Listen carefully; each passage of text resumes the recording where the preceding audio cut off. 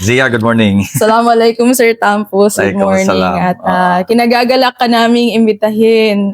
Your presence here in Notre Dame of Olo College is very much welcome. Kami ni Kading. Kading, gusto mo ba ipakilala Kading, sarili mo? kilala. Sir, my name is Kadia A. Dibasan from Notre Dame of Olo College, and at the same time, scholar of Notre Dame, working student. Taga saan ka ba, Kading? Taga Maymbong Bualo Lipid po, sir.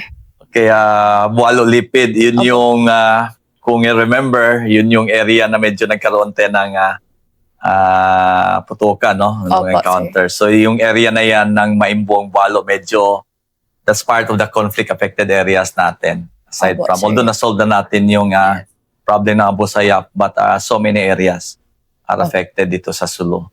At isa sa mga programa nga natin dito, Zia, no? Si Zia is the Vice President For administration. for the administration. Ikaw yung, ano yun? Vice President for Administration of Notre Dame Olo College. Tama, sir. Ako naman ang Assistant Division Commander ng 11th Infantry Alacta Division. So, Zia, I'm here. We are thinking of something to help sustain yung peace sana natin sa Sulu.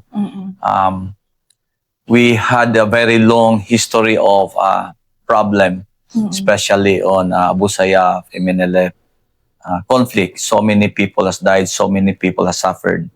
At ito na nga, nandito na tayo, no? Tumahimik yung Sulu. At nandito kami para ikwento namin, i-update, especially yung Notre Dame. Kasi we look at Notre Dame as isa sa mga central institution who has really provided sustainment, special in education. Short background, no, yung lang natin is yung mga area na affected noon, isa sa mga promises na ginagawa natin sa mga community, barangays is lalagyan natin ng security. Pag sinabi natin security, ito po yung tinatawag natin na KAFGO, tsaka mga detachments natin. Sila yung the purpose of this KAFGO is to guard our community para hindi na bumalik Tama. yung terrorism. Tama. However, yung KAFGO natin, allowance lang po yun, food allowance. We started with 150 per day lang yan. No, so total kung 30 days, 4,500. At then may Sa extra isang buwan. sa bigas, mga 2,000 to 6,000. But lately, the President, we're very glad no, President Marcos has approved the additional budget for the food sa sundalo at sa KAFGO. So ngayon, maabot na kami ng 350 per day. So around 10,500 per month. Plus 2,000 sa KAFGO na allowance. Suma 12,000. But that is not enough. Zia, alam mo naman gaano ba kamahal magpaaral ng bata? Una sa lahat, sir, maraming salamat no sa pag-share. Itong na-mention mo na sustained peace, isa to sa mga shared missions natin sa inyo sa military, sa gobyerno. Opo. Sabi naman sa academe, pinakamahalagang ingredient ng sustainable development ang edukasyon. Kaya Notre Dame has been around since 1954. 70 years na kaming nandito sa Sulu upang maiangat ang estado ng buhay ng mga tausugs. That is through education because naniniwala talaga kami na ang isipan, the minds and the hopes of young people like Kading ang key sa pag-sustain ng ating kapayapaan. Magandang programa ng gobyerno yung KAFGO kasi it allows them to have economic sustainability. But the question is, can it sustain education like we have in Notre Dame na isang private school, na isang Catholic school? Yun. Siguro tatanungin natin si Kading. Kading, ano bang trabaho ng nanay-tatay mo?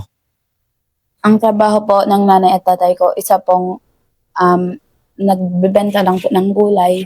Gulay. Oo. Opo. So medyo mahirap din. Opo. But nandito sinama natin si Kading, very important kasi siya yung mukha ng mga scholars na nandito ngayon sa Notre Dame. Tama. Anong year ka na ba ngayon? Magsi-second year po. Second year. Anong course? education po. Wow, that's elementary. really good, no? Kasi Opo. alam mo, yung nanay ko, tatay ko, parang mga ano din, Education. mga ano, teachers, mastal, no? At yun nga kading, paano ka nakakuha ng scholarship program? Paano ba itong makwento mo nga, paano ka nakarating dito sa Notre Dame? Through the help of Notre Dame po, since I was senior high school po, natulungan nila na po ako. Because in the government of my municipality po, nagbibigay po sila ng scholarship, and to the help of Notre Dame School po, doon po, napasok po ako doon at pinasok nila po ako because of my gusto ko pong i-enhance ang aking education. Ganon po, sir. Sige, thank you, Kading. Tama yun. Ito program pala siya kina Mayor Sheila Tano de Mayor, under ng LGU ng Maimbong. Pero kami, Zia, alam mo, meron kaming nasa 1,200 plus na kapgo. Ito yung tumutulong pagsikap sa community natin. At bawat na mga kapgo nito, may mga pamilya. At yung through consultation, umiikot naman kami monthly. Yun nga nila, isa sa mga request sana nila. Sir, pwede ba kaming matulungan? May mga anak kami na nakatapos na ng high school, junior high, magsi-senior high. At sana mabigyan sila ng chance. Sana maganda yung matalino itong mga anak ko, sir. Baka pwede sila makapag-aral ng magandang eskwelahan. At yun nga nakikita namin, Zia, that isa sa pinaka-standard talaga dito sa Sulu is the Notre Dame. And we have recognized that one. At yun mga kapgo namin, gusto sana namin makapag-aral din sa Notre Dame. And marami kaming kakilala, mga gusto mag-sponsor for scholarship program. But we want to know paano sila makapag-sponsor. Kasi sa amin, na mayroon na kami initial listahan na identify namin, may mga initial kami, but pwede pa namin madagdagan. Ano yung paano sila makapag-sponsor, saan nila ipapada? Ano ba yung programa? Ano yung proseso ng Notre Dame para makapag-scholarship program sila? Tutuwa naman kami, Sir Tampo, sa generosity ninyo, no, na i-share itong mga linkages. So sa Notre Dame, may tinatawag kaming scholarships office. Ang aming scholarships office, ito yung nagmamanage ng mga scholarship donors at nagsiscout din. Sila yung nagle-legwork sa paghahanap ng mga most deserving student. Wow, that's good. No? Most deserving, tsaka yung pinaka nangangailangan. Okay, yes. So kasi dapat balance yun. Hindi Yes. naman pwedeng ibigay din natin to sa lahat. Okay, So meron din kami, dahil na-maintain namin ang kalidad na edukasyon kasi sinasala din namin yung aming mga estudyante. So dun sa scholarships office namin, inaayos namin lahat ng mga dokumento. Make sure na klaro yung understanding sa mga partners and donors. Okay, yes. Para yung mga expectations ng both sides sa amin, sa estudyante, pati sa donors, ma-meet. Currently ngayon, sir, meron kaming 20 na programs na ino-offer sa Notre Dame. Marami. Ang dami. Kami ang first na mag-open dito sa Sulu. Nag-open sa Sulu ng pharmacy. Wow. Na dati karamihan ng mga tausog kailangan pang lumuwas ng Zamboanga, ng Cebu, Manila. Cebu, Manila. Medyo magastos, lalong gastos yun. Exactly. So, additional gastos yun. So, kung meron na nandito sa Sulu, they can be bred here. At yung puso nila para sa Sulu din. Wow. Pangalawa, kami rin yung pinakaunang nag-offer ng medtech, ng medical technology dito sa Sulu. We just opened last year. Pangatlo po, hilig talaga namin mga tausog ang medical profession, nursing. Kami That's rin nice. nag-offer niyan. Number 4, may midwifery din kami. Yun yung 4 namin na medical programs. Then sir, other than that, kagaya ni Kading, May education. may education program Pero, kami, both sa secondary and So, elementary. Marami palang mapagpilian. Kung pwede ko pa sir i-continue sa inyo, I think marami ring magkakagusto ng criminology. Ino-offer that's din good. namin That's yun. good, no? And in fact, last year, sir, top 3 performing school ang Notre Dame. National oo, yun. That's good, no? Kasi gaya sa amin, yung 11th Infantry Division, ito po yung division natin sa Sulu, no? Cover na rin namin yung Basilan, but we have a hospital. We are in need also, mga medtech, yun, mga ganun, midwife, sir. nurses. And in fact, mayroon na kaming na-recruit. And it's good, no? This kind of program kasi may napupuntahan. But balik tayo doon sa scholarship program. Yun Balik nga. ko dun, sir. So, dun sa proseso natin. Pero Ah, siguro, magandang matapos ko yung mga programs nun, no? So, criminology, psychology, history, communications. Kahit Catholic school to, meron din kaming Islamic studies. That's really good. At no? saka sir, ang mga tausog mahilig sa kalakalan sa negosyo. So we also have accountancy, management accounting, business administration, hospitality management, tsaka entrepreneurship. So, And lastly, dahil emerging itong technology natin, meron kaming computer engineering tsaka information technology. So scholarship kasi sir, kagaya nila Kading, depende sa, meron kaming tinatawag na donors. So some donors gusto nila sa education lang kasi ang mission ng kanilang organization is to uplift lives of communities through education. So they need more teachers. So meron naman sa nursing profession kasi governance, health governance yung kanilang pinopromote. So depende sa kung anong mission or objective ng aming mga donors, pina-follow through namin yun. At nakasaad yun siya sa MOA. Ang aming mga tuition, kasi yun yung pinaka-curious ng mga tao eh. Kasi Yan na nga, private yan na school nga. kayo, paano Yan ba makapasok yung good students pero may financial struggles. So, ang nagre-range kasi ang tuition namin, depende po sa kurso. Kaya kailangan ma-mention ko yung program na yun. Nagre-range siya ng 25 to 30 per 25,000 semester. to 30,000. Per semester. So, nagre-range siya po sa ganong amount. Depende sa kursong kinukuha natin. So, through the scholarship kasi, kagaya ng mga normal tsaka magagaling na tausog na hindi pa natatap yung potential, yung mga dependents ng CAFGO, sir, naniniwala ako kasi ako bilang tausog youth din, no? Scholar din ako. Okay. Although hindi ako nakapag-aral sa Notre Dame, thankful ako enough na nakapag-aral ako sa Ateneo de Zamboanga bilang isang scholar. At naniniwala ako, sir, na ang mga scholarship kasi is unlocking potential siya. Una, para sa edukasyon, kaalaman. Pangalawa, sa connection. So, natutuwa kami na because of those connections na meron ang mga individual dito, nadadala to dito. Kagaya ng ginagawa mo ngayon, sir. Alam mo, So, Zia, no, na parang na-align lahat ng ano natin kasi nga gaya sa amin dito na yung 11th division is magsi 6 years na sila na kami dito.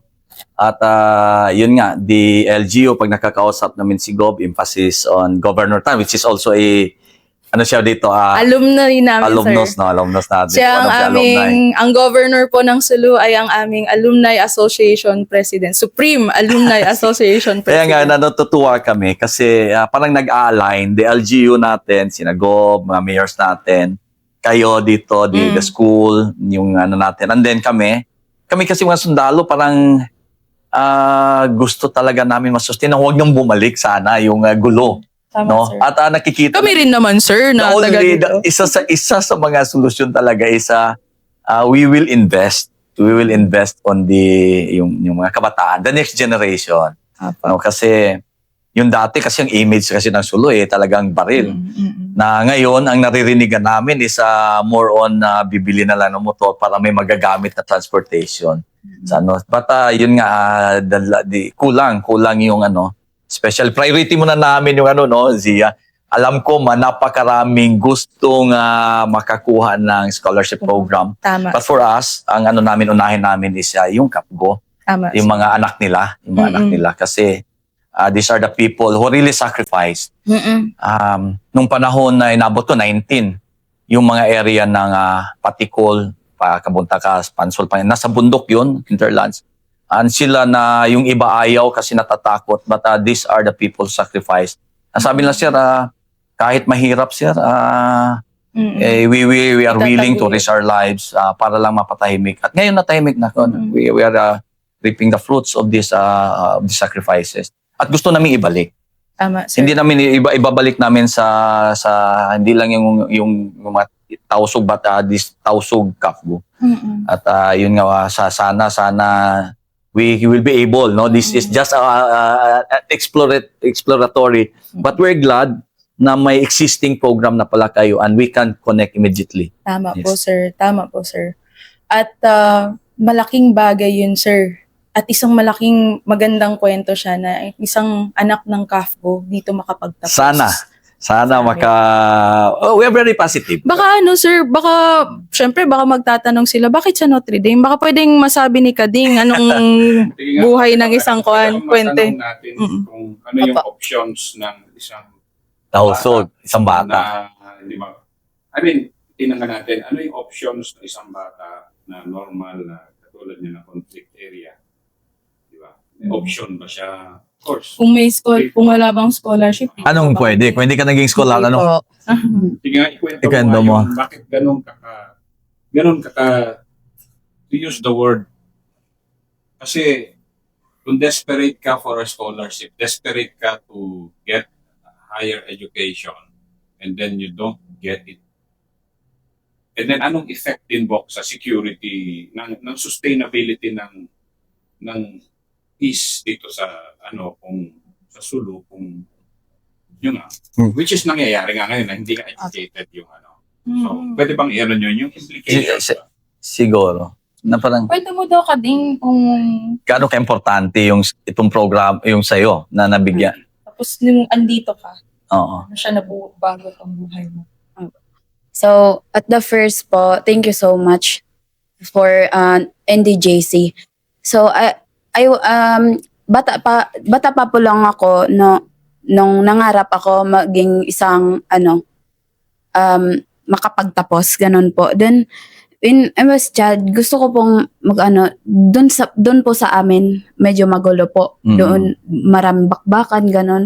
Pero doon po na-stop po yung pag-aaral namin doon. Nahinto. Opo, nahinto po kasi when I was high school po, nangyari yon. Doon po kami na-stuck talaga sa mga, pero po marami po kaming pangarap doon na parang makapag-aral, makapagtapos, gano'n, opo. So, nag-image po ako, pumunta po kami dito sa sa Notre Dame. Marami po silang programa for scholarship. So, doon po kasi po isa po kaming mahirap na bata na may pangarap. So, Yun yung word. Pangarap. opo. Tama siya, yung pangarap talaga. Yung hirap po, as in, yung mga doon sa amin po na mahirap po talaga. Gusto namin makapag-aral sa magagandang eskwelahan, pero hindi namin po afford po. Pero sa tulong ng institution ng Notre Dame po, nagbigay po sila ng scholar sa amin doon po sa Maimbong. Tapos hanggang ngayon po nag-college ako, patuloy po yung as a working student. Yung pagiging working student ko po ay very big impact po sa akin. Sobra kasi po natutulungan ko yung sarili ko kung paano maging educated at saka kung paano ma-enhance ang aking mga nalalaman, ganun po. Then yung financial po sobrang pasasalamat po. Tama, yun, Kading. Parang naiyak si Kading Zia eh. Opo. Parang may common tayo, Zia. Ako, scholar din ako ng gobyerno. Sayan-saya ako ng high school. At of course, ng college, na free, DPM eh. Ikaw, scholar ka rin sa, I think meron tayo. Pero ang word, maganda yung ni Zia ni Kading. Alam mo bakit? Sabi niya, pangarap. I think yun yung natin eh. Kasi ako parang ang gusto ko noon, makapag-trabaho na maayos, makapag-abroad, at ma-improve yung buhay ng Siguro, pamilya. sir, dahil nakita ng mga dependents ng CAFCO, yung hirap ng pagiging CAFCO ng kanilang mga tatay. Siguro gusto rin yan. nila yun na Yan siguro. makaranas din sila ng mas magandang buhay. At makatulong din sa iba. Kagaya ng pagtulong ng CAFCO sa peace and development ng Sulu. Totoo. So, lahat ang pinaka-bottom line, sabi mo nga, in-emphasize natin yung pangarap. Na-mention mo din na isa sa mga request nila or hiningin ng damdamin nila is pag-aaral. Okay. So, hopefully pwedeng makarinig nitong mga kwentuhan natin is okay, pwedeng very ma-unlock inspirational yung, siya. oo, Sabi maging nga, galing unlock. siya sa conflict-affected Yes. area. May mga time na hinto yung pag-aaral. Mm-mm. Anyat hindi nawala yung yung hope. Yes. Yung pangarap niya na Kailangan natin tapusin alagaan ko. yun, yung ganito. Nandun yung tapang ni Kading, na hindi nawala. Pero trabaho natin, paano siya tulungan na yung pangarap niya ay matutupad. Tama. At yun nga, may programa tayo at sabi nga, yung sa simula natin, maraming gusto tumulong at hope. At sir, welcome lahat. Private individual pa yan, may organization sila, may institution, kahit CSR nila, wini-welcome namin. As long as parehas tayo ng mission, which is to educate ang mga tausug, especially the poor. We're on board, sir. Sige. Okay. Kaya Kausapin. yung ano naman, from the security sector, bakit napaka-importante na ma-educate ang tausug? Sa ating sa ating mga nakapakinig, napaka-importante po tong role ng kabataan natin. Education.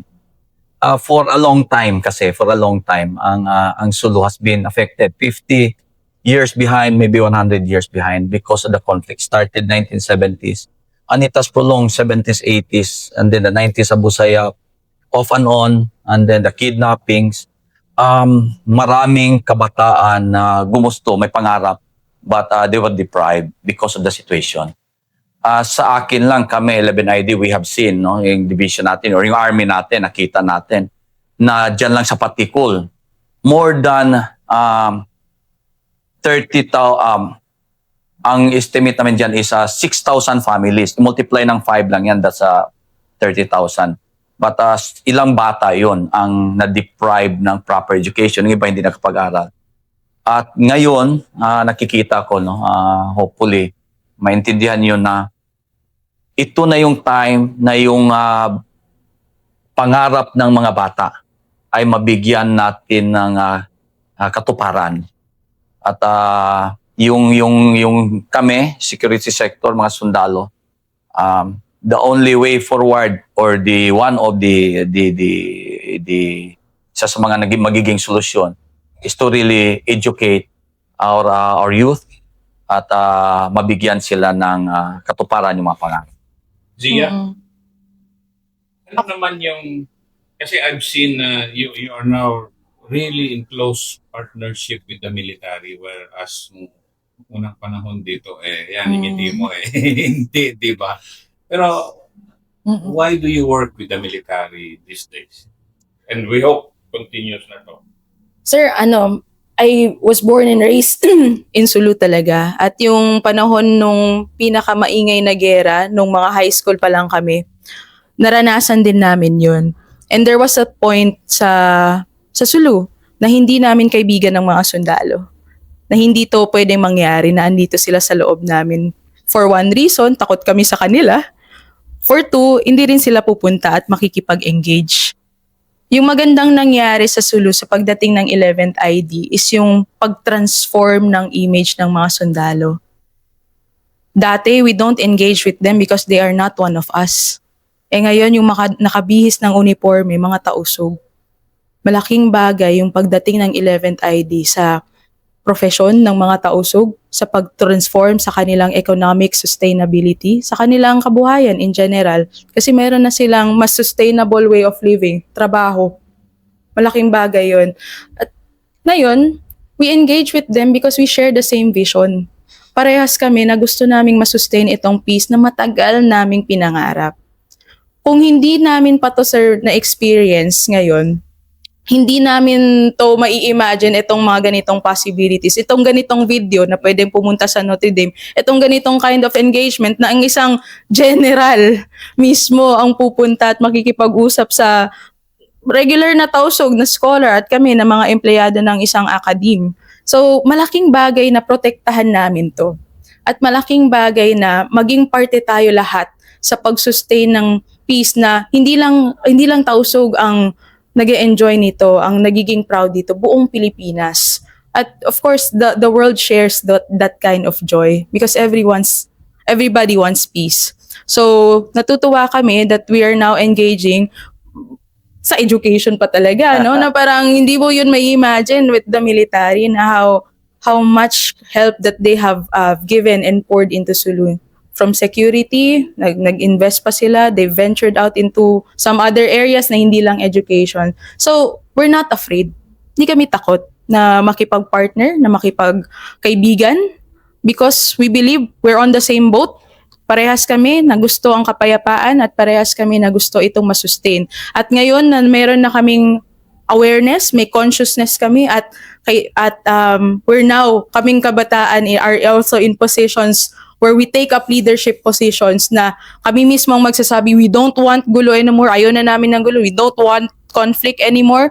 So, minomobilize namin lahat ng pwedeng possible engagement partnerships in the name of sustainability. At isang malaking bagay yon kasi isa sa limitation ng isang private institution ang pagkakaroon ng mataas na tuition compared to the regular state colleges and universities. But what we offer is the student life at the quality education that we've been providing for 70 years. So, etong engagement na pwede nating maikwento to, malaking bagay siya. At naniniwala kami na a simple video, a simple engagement, a storytelling could unlock a lot of potential. Kung hindi to mangyayari, maraming hindi rin pwedeng mangyari. So, hindi kami takot. At we're very open sa Tama mga ganitong yun. engagements. Thank you, Sia. Ngayon, Si- pwede bang manawagan sa mga kausog? Kabataan na aral katulad mo, and pwede kang manawagan na yun sa ating mga kababayan. Very generous ang Pilipino sa buong mundo. I've proven it. Na very generous na suportahan yung kapayapaan sa Sulu through education.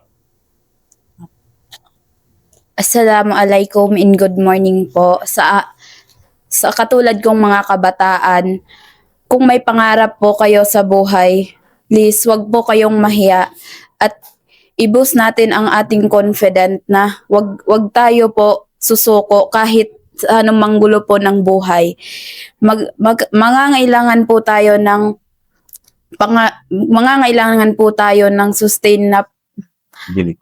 sustainability na peace po. Alam natin na hindi mahirap kung may pangarap ka sa buhay. At the same time, kung gusto mo talaga mag-aral, wag kang matakot. At kailangan natin madaming paraan para ito ay madaling maiunlad ang ating kinabukasan sa buhay. At kung gusto nyo pong mag-aral, subukan nyo pong maging matapang. Yun lang po. Maraming salamat. You're doing good. Ano ka ba?